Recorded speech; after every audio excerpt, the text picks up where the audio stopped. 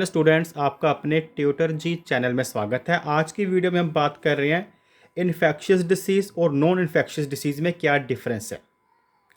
Infectious disease वो वाली disease होती हैं, वो वाली बीमारियां होती हैं जो कि पैथोजन्स के कारण होती हैं, caused due to attack of pathogen. Pathogen कहने का मतलब यानी कि ये वाली बीमारियां माइक्रो ऑर्गेनिज्म हो गए, जैसे बैक्टीरिया हो गया, वायरस हो गया, प्रोटोजोआ हो गया, फंगाई हो गया, उनके कारण जब कोई बीमारी होती है किसी पर्सन को, उसे इन्फेक्शियस डिसीज़ कहते हैं।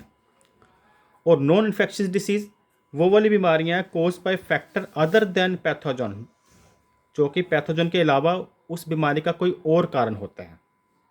ये तो आपका फर्स्ट डिफरेंस हो गया। सेकंड डिफरेंस आप लिख सकते हो spread from an infected person to healthy person. जो ये वाली बीमारियां होती हैं वह एक इन्फेक्टेड पर्सन से, जिसको बीमारी है, अगर वो वाला पर्सन किसी हेल्दी पर्सन के साथ बैठता है, उठता है, जो उसके कांटेक्ट में आता है, तो वो ये बीमारी उस पर्सन से दूसरे पर्सन, हेल्दी पर्सन को ट्रांसफ़र हो जाती है। लेकिन जो नॉन इन्फेक्शियस डिसीज़ है can not spread from an infected person to healthy person. ये वाली बीमारी एक इन्फेक्टेड पर्सन से हेल्दी पर्सन को ट्रांसफ़र नहीं होती। Number 3, caused due to extrinsic factor. इन बीमारियों के जो कारण होते हैं वह एक्सट्रिंसिक फैक्टर मतलब बाहरी कारण होते हैं। यानी कि ये जो बीमारी होती है अपने आप शरीर के अंदर पैदा नहीं होती, ये बाहर से आती है। बाहर से कहने का मतलब कि जैसे किसी माइक्रो ऑर्गेनिज्म हो गए, बैक्टीरिया से, वायरस से, फंगाई से। लेकिन जो नॉन इन्फेक्शियस डिसीज़ होती है due to intrinsic factor. Intrinsic मतलब उनकी बॉडी का जो इंटरनल पार्ट है, इंटरनल ऑर्गन है, और जब उसमें कोई प्रॉब्लम होती है तो उसके कारण ये वाली बीमारी पैदा होती है। इंट्रिंसिक फैक्टर जो नॉन इन्फेक्शियस डिसीज़ है। Number 4, caused by micro organism. ये जो बीमारी का मेन कारण क्या होता है? Micro organism. माइक्रो मतलब बहुत छोटे छोटे जो जीव होते हैं, जैसे प्रोटोजोआ हो गया, फंगाई हो गया, बैक्टीरिया हो गया।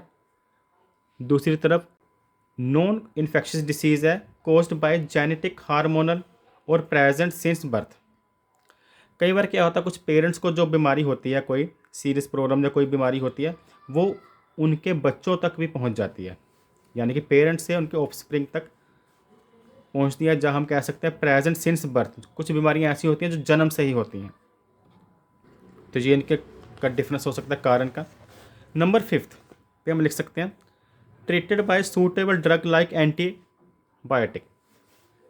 जो इन्फेक्शियस डिसीज़ है उन्हें ट्रीट करने के लिए जो मेडिसिन दी जाती है वो मोस्टली एंटीबायोटिक दी जाती है, जो कि उस बीमारी का जो भी माइक्रो ऑर्गेनिज्म कारण है उस बैक्टीरिया को या वायरस को मारने के लिए हो सकती है।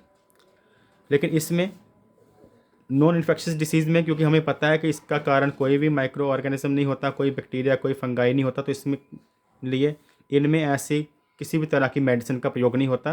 Can not be treated by using antibiotic. Number 6, these diseases are communicable.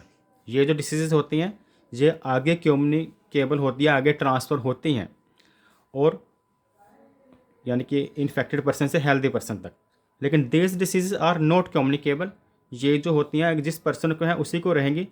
उस पर्सन, जिस पर्सन को बीमारी है, उसकी बीमारी अगर वो किसी हेल्दी पर्सन के साथ रहता है उसको ट्रांसफ़र नहीं हो सकती। और नंबर 7,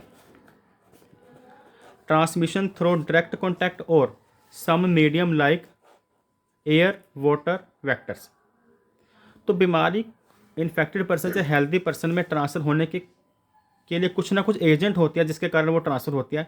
या तो इन्फेक्टेड पर्सन हेल्दी पर्सन के डायरेक्ट कॉन्टैक्ट में आया होगा, या फिर अगर वो डायरेक्ट कॉन्टैक्ट में नहीं आया तो भी ट्रांसफ़र हो सकती है। जैसे सम मीडियम होते हैं उसके लिए, लाइक एयर हो गया, वाटर हो गया, या फिर कोई और वेक्टर।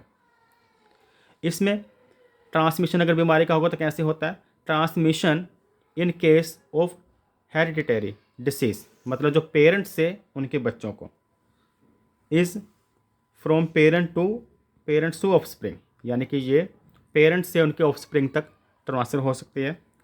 अगर इसकी एग्जांपल की बात करें तो इनमें एग्जांपल आती है जो इन्फेक्शियस डिसीज़ हैं, जैसे कॉमन कोल्ड हो गया, मलेरिया हो गया। और नॉन इन्फेक्शियस डिसीज़ की आप एग्जांपल लिख सकते हो डायबिटीज़, हाइपरटेंशन। तो ये था difference between infectious disease and non infectious disease. अगर आपको यह वीडियो पसंद आई हो तो इसे लाइक करना ना भूलें। Thanks for watching.